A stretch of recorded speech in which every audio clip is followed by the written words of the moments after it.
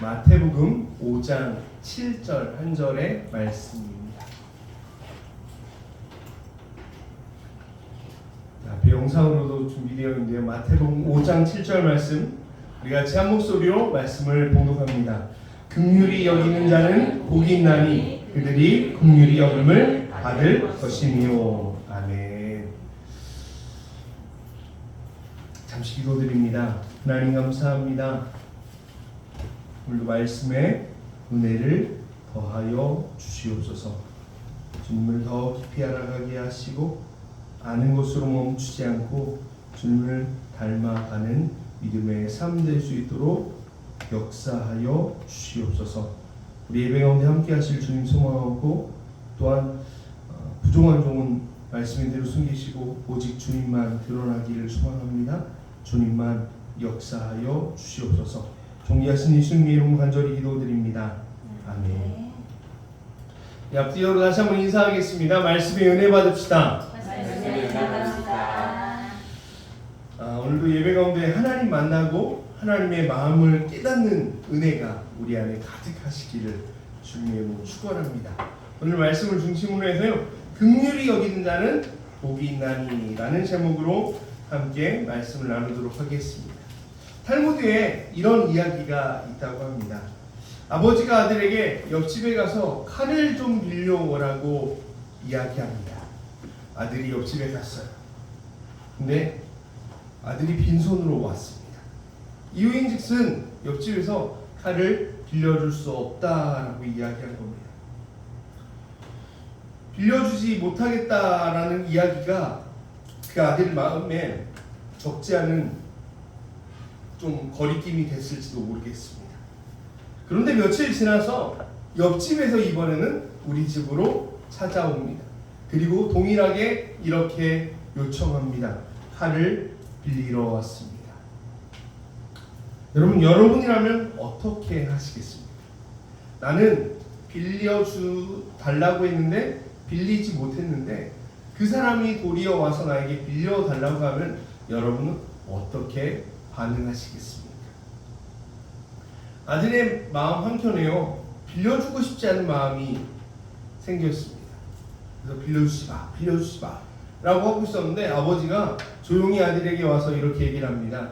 칼을 빌려줘라.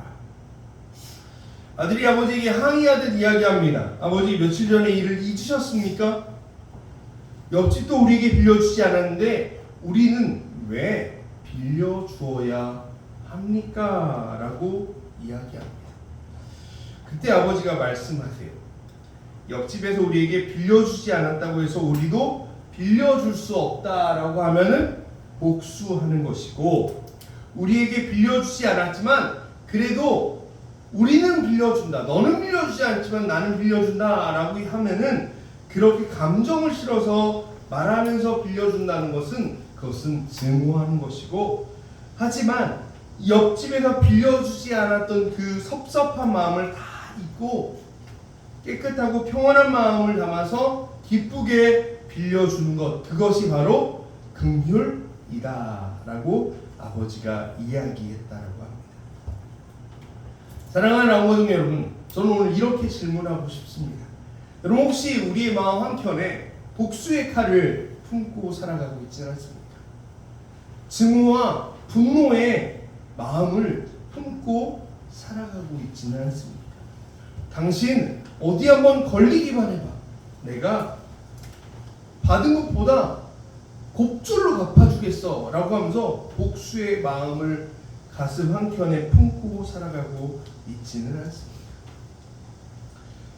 오늘을 살아가는 많은 사람들이 이 복수와 증오의 마음을 품고 살아가고 있지 않는가라는 생각들을 한번 해보게 됩니다. 마치 마음속 한켠에요, 폭탄을 품고 살아가는 것처럼 보일 때도 있습니다. 그런 세상에서 그런 생각과 그런 마음을 그런 마음으로 살아가는 우리에게 예수님은 오늘 이렇게 말씀합니다. 긍휼히 여기는 자는 복이 있다. 오늘 본문의 말씀 긍휼에 대해서 우리가 알아보기에 앞서서 먼저 살펴봐야 되는 팔복에 대한 구조입니다. 팔복은 크게 두 개의 구조로 되어 있습니다. 첫 번째부터 네 번째 복은요, 하나님과의 관계에서 누리는 복입니다. 기억하시나요? 심령이 가난한 자, 애통하는 자, 온유한 자, 의에 줄이고 목마른 자. 심령이 가난해서 하나님의 은혜 없이는 살아갈 수 없습니다라고 애타게 하나님을 찾고 부르는 자, 그리고 그 하나님을 부르짖는 가운데 그 하나님 안에서 나를 바라보고 애통해하고, 더 나아가서 그 애통한 마음이 하나님의 성품, 하나님의 마음으로 빚어져가고 닮아가는, 그리고 그 하나님의 뜻이 우리의 삶 가운데서 이루어지길 바라는, 하나님의 의를 바라는 의에 줄이고 목마른 자, 바로 하나님과의 관계 속에서 누리는 복이에요. 그리고 다섯 번째부터 여덟 번째까지의 복은요, 이웃과 사람 관계에서 누리는 복입니다. 그 중에 이 긍휼히 여기는 자는요, 첫 번째 그 사람과 이웃과의 관계에서 우리가 회복하고 누려야 되는 복을 말씀하고 있는 것입니다. 그럼 긍휼이 뭘까요?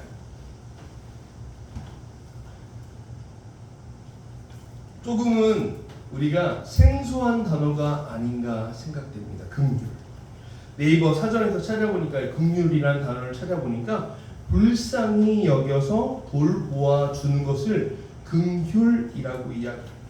한자로 보면 불쌍히 여길 긍자에다가 돌볼 효자입니다. 불쌍히 여기고 돌보는 것. 이것이 성경에서 우리가 알고 있는 긍휼이라는 단어예요. 그런데 성경에서 말씀하고 있는 긍휼에는요, 조금 다른 차이점이 있습니다. 이것은 바로 저는 대상의 차이다라고 표현하고 싶습니다. 여러분, 우리가 어떤 사람을 긍휼한 마음으로 바라봅니다. 그런 긍휼한 마음이 생길 때가 있어요.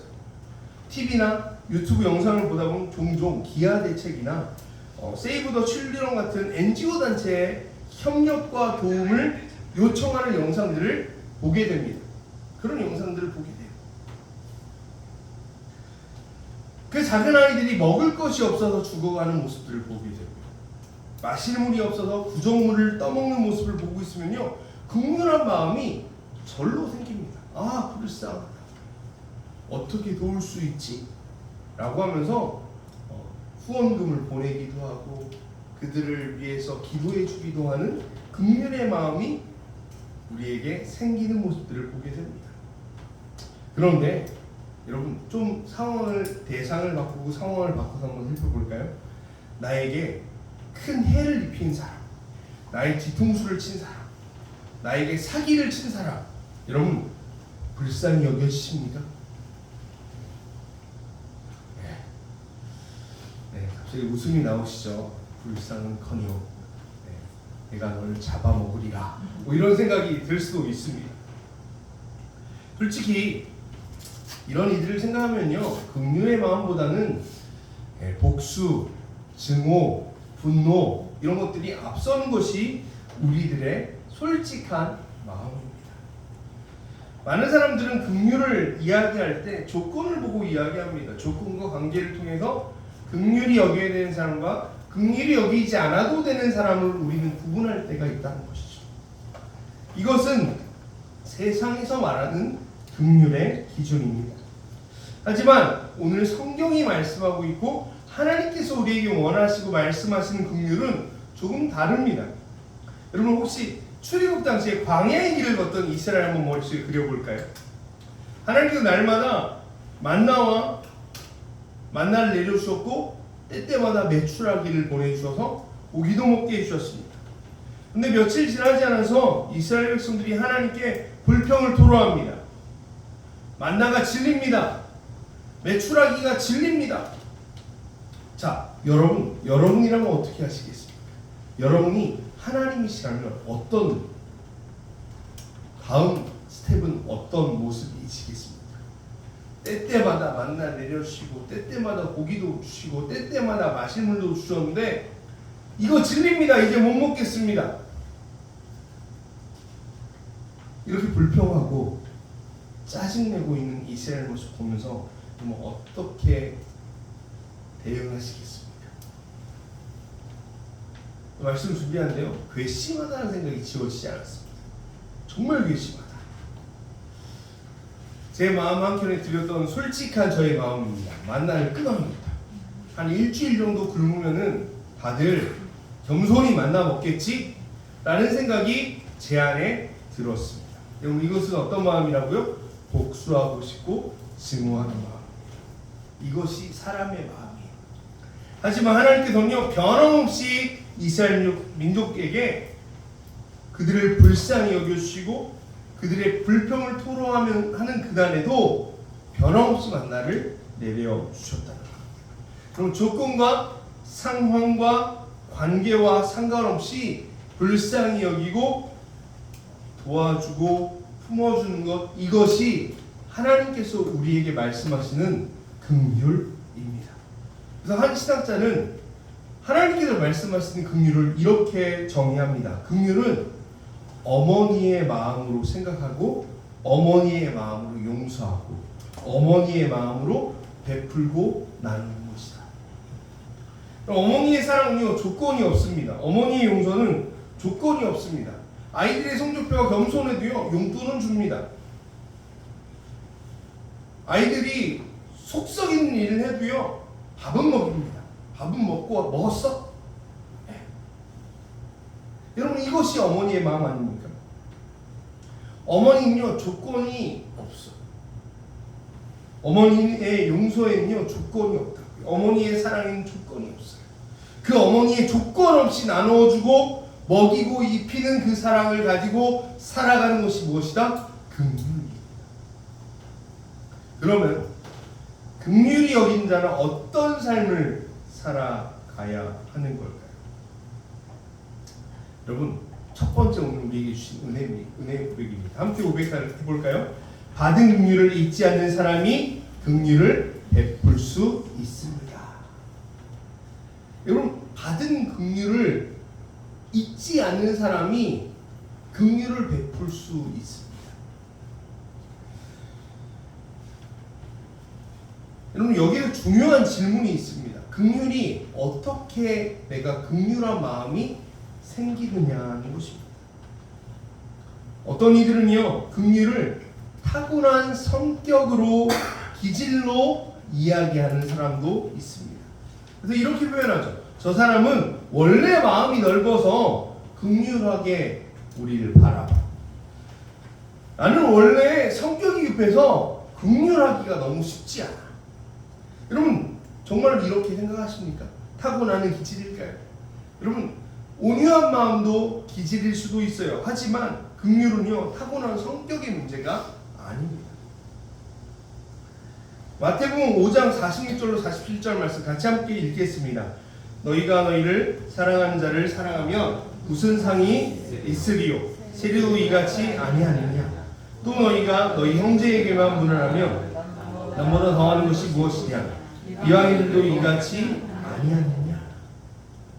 나를 사랑하는 사람에게 사랑을 베풀고 나와 좋은 관계를 맺고 있는 사람에게 베풀고 나누는 것은요, 하나님 믿지 않는 사람들도 다 하는 행동입니다.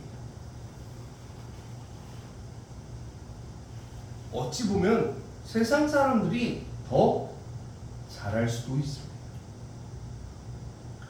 예수님은 우리에게 예수님의 제자는 그것으로 부족하다라고 말씀하시는 거예요. 세상의 일반적인 도덕의 기준을 뛰어넘어 살아가는 삶의 모습이 있어야 합니다. 그렇다면 어떻게 하면은 세상 사람들의 도덕 기준을 뛰어넘는 삶을 살아갈 수 있냐는 겁니다. 여러분, 하나님께 내가 받은 은혜와 사랑을 기억하는 사람만이 그 사랑이 흘러가고 그 은혜가 흘러가는 긍휼의 사람으로 살아갈 수 있다는 것입니다. 마태복음 18장 23절부터 35절의 말씀 보면 1만 달란트 빚진 자의 비유가 나옵니다. 1만 달란트 빚진 자가 빚을 갚을 길이 없어서 왕을 찾아가 주인을 찾아가서 이야기합니다. 제가 갚을 능력이 없습니다. 저를 불쌍히 여겨주십시오. 그랬더니 그 1만 달란트 빚을 탕감해 줍니다.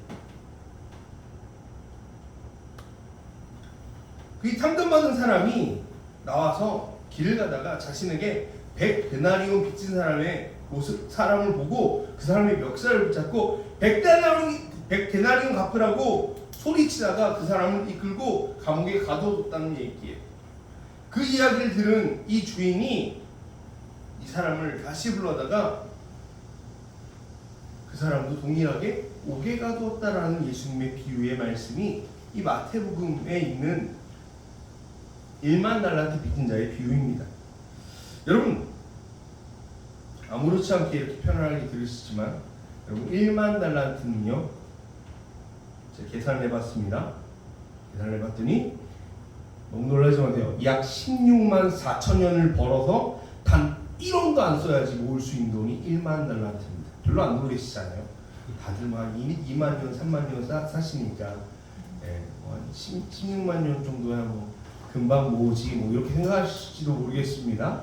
여러분 1만 달란트라는 이 표현은요, 하나님께서 우리에게 주신 이 말씀의 포인트는요, 갚을 수 없는 빚이에요. 갚을 수 없는. 1만 달란트 16만 4천 년 갚아야 된다고 한다면은 뭐 몇 대를 갚아야 됩니까? 계산도 안 되지 않습니까? 근데 그 빚을 탕감받았는데 어찌 100데나리온이면요 100일 정도의 임금입니다. 3개월치의 월급 정도 될 것 같습니다. 그 돈이 적은 돈은 아니지만 어떻게 그 사람 용서하지 않을 수 있냐는 겁니다. 나는 16만 4천 년치의 월급을 지금 용서받았는데 3개월치 월급을 용서하지 못해서 분내고 복수하고 화내고 있는 이 모습을 보면서 오늘 우리는 이런 질문을 하게 됩니다. 왜 그렇게 반응했을까? 왜 1만 달란트 빚진 자는 자신에게 100데나리온 빚진 사람을 용서하지 못했을까요? 이유는 하나입니다. 자신이 받은 큰 사랑과 긍휼함을, 하나님께 받은 그 사랑을 잊어버렸기 때문에. 하나님의 긍휼을 잊으면 내가 받은 것은 까마득하게 잊어버리게 되고, 내가 손해본 것만, 내가 받아야 되는 것만, 내가 상처받은 것만 기억하게 됩니다. 사랑하는 라운거중 여러분, 우리는요 바로 1만 달란트 빚진 사람과 같은 모습으로 오늘 살아가고 있지는 않습니다. 하나님 앞에서 내세울 것이 하나도 없는 죄인이었던 우리를 하나님이여 헤아릴 수 없는 사랑과 긍휼과 은혜로 구원해 주셨습니다. 할렐루야. 여러분, 우린 그 사랑 받았어요. 그 사랑 받았는데 우리는 어떻게 그 사랑을 지금 실천하며 살아가고 있습니다. 에베소서 4장 32절에 이렇게 말씀합니다. 함께 읽겠습니다. 서로 친절하게 하며 불쌍히 여기며 서로 용서하기를 하나님이 그리스도 안에서 너희를 용서하신 것 같이 하라. 네. 다음 말씀입니다. 다시 한번 읽겠습니다. 서로 친절하게 하며 불쌍히 여기며 서로 용서하기를 하나님이 그리스도 안에서 너희를 용서하신 것 같이 하라. 하나님 그리스도 안에서 너희를 용서하신 것 같이 하라. 하나님께 용서받은 사람이 용서할 수 있는 겁니다. 하나님께 불쌍히 여김을 받았다는 이 은혜, 이 사랑을 깨달은 사람이 다른 사람을 불쌍히 여겨주는 거예요. 그러기에 긍휼의 마음은요, 내가 만들어낸 마음이 아니라 하나님께 받은 긍휼과 사랑이 나로부터 또다시 흘러가는 것입니다. 마치 강물 같은 거예요. 물이 위에서 흘러내려올 때 아래로 흘러가는 것처럼 하나님의 긍휼이 나에게 먼저 흘러들어올 때 나를 통해서 다른 사람에게 흘러갈 수 있는 거예요. 그렇기 때문에 여러분, 우리가 날마다 묵상하고 기억해야 되는 것이 한 가지 있습니다. 나는 하나님의 헤아릴 수 없는 긍휼, 하나님의 측량할 수 없는 사랑, 은혜를 누리며 살아가는 사람이라는 것들을 잊지 않는 것입니다. 잊지 않는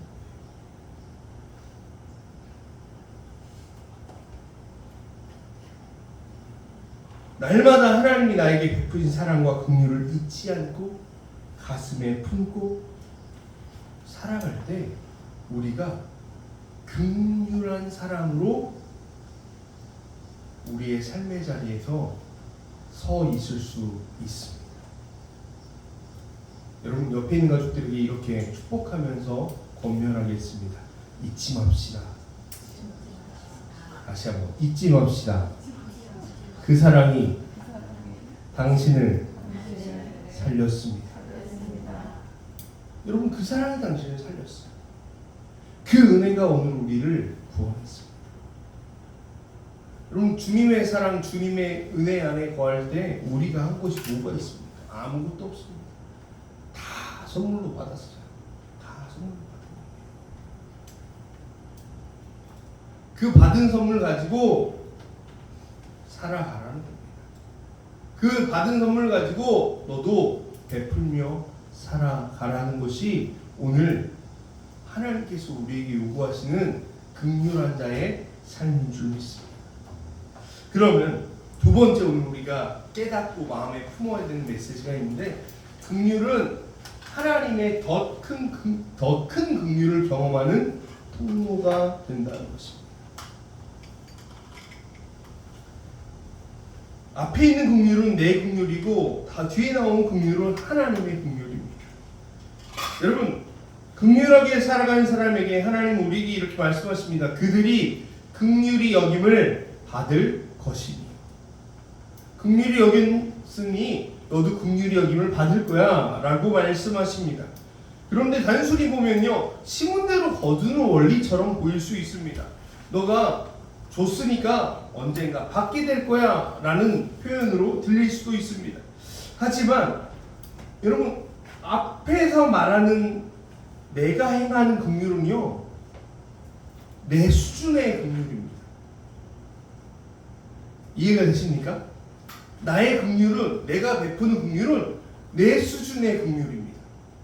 하지만 내가 누릴 긍휼, 내가 받는 긍휼은 내 수준이 아니라 하나님 수준의 긍휼인 줄로 믿습니다. 여러분 이것이 오늘 우리에게 주시는 두 번째 메시지입니다. 주기도문을 기억하십니까? 마태복음 6장 12절에 이렇게 말씀하세요. 우리가 우리에게 죄진 자를 사하여 준 것 같이 우리 죄를 사하여 주시고. 많은 교회에서 예배가 마칠 때마다 고백하는 기도이지만 우리는 이 기도의 중요한 교훈을 자주 잊고 살아갈 때가 있습니다. 하나님 말씀에 의지하여 내가 용서와 긍휼의 삶을 살아갑니다. 하나님, 나를 긍휼히 여겨 주시옵소서라는 고백이 이 기도의 고백 아닙니까? 여러분, 내가 행한 긍휼은 엄청나지 않을 수 있습니다.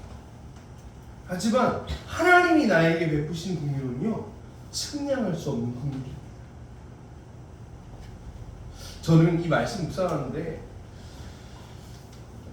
문득 그런 생각이 들었어요. 어른들이 가끔 아이들한테, 까는 아이들한테 이렇게 얘기하잖아요. 아이들이 간식 먹고 있으면 그거 하나만 줄래? 라고 이야기해요. 그거 하나, 물고 빨던 거, 눅눅해진 그 과자 어른의 입에 넣어주면은 그냥 내 거 하나 잃어버린 것으로 끝날까요? 저는요, 절대 그러지 않다.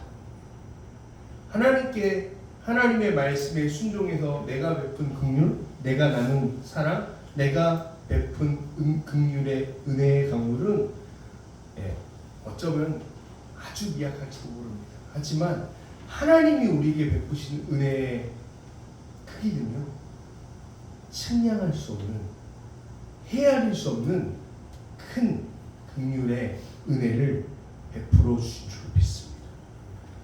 사랑하는 아버지 여러분, 그 긍휼의 약속을 가슴에 품고 우리도 사랑하며 나누며 긍휼한 삶을 살아가는 결단이 있길 주님으로 축원합니다.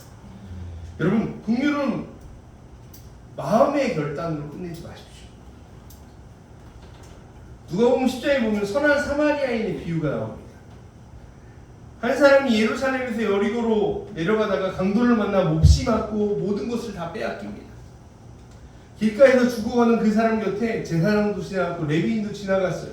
여러분, 그들 안에 긍휼한 마음이 없었을까요? 죽어가는 그 사람을 바라보면서 불쌍하다, 도와줘야 되는데, 누군가 도와줘야 되는데 라는 생각 하지 않았을까요? 여러분, 다 그 마음 품었으리라 저는 생각합니다.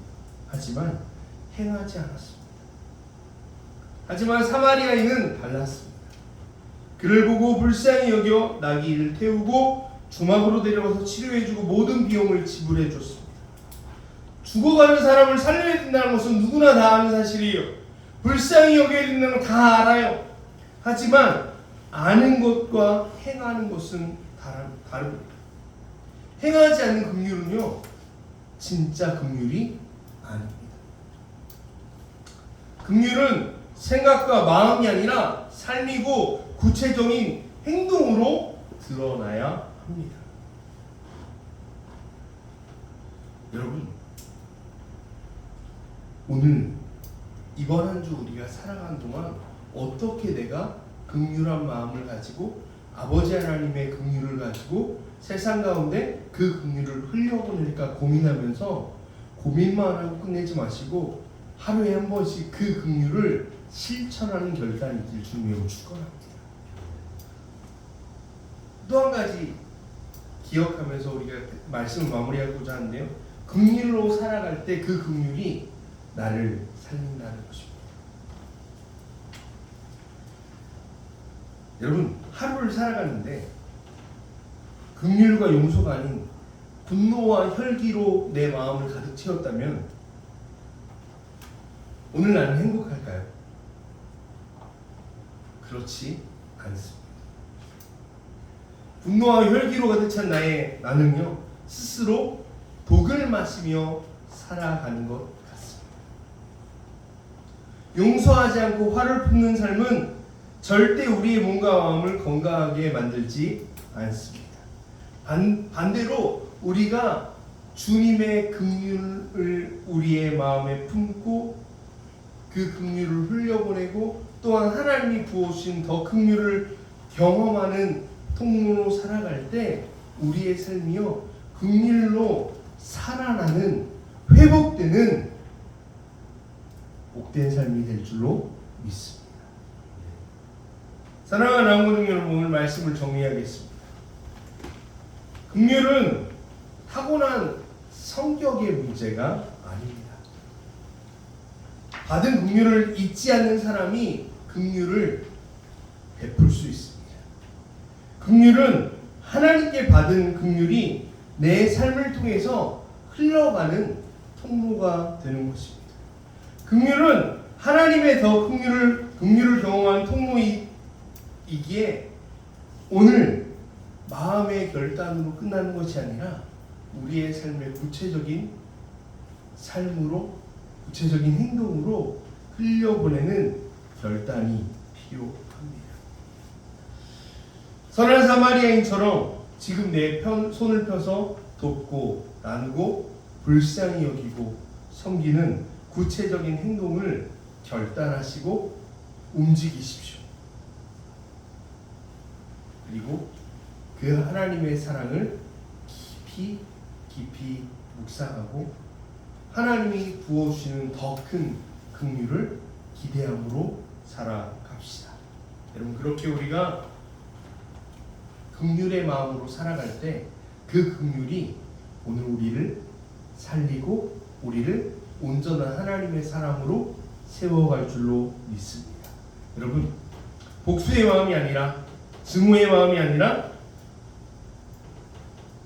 하나님께서 우리에게 부어주신 용서와 긍휼의 마음으로 오늘 하루도, 이번 한 주도 살아가서 긍휼의 통로로, 긍휼의 은혜로 우리의 삶이 채워지는 귀한 말씀의 역사가 우리의 삶에 열매 맺기를 주님의 이름으로 간절히 축원합니다.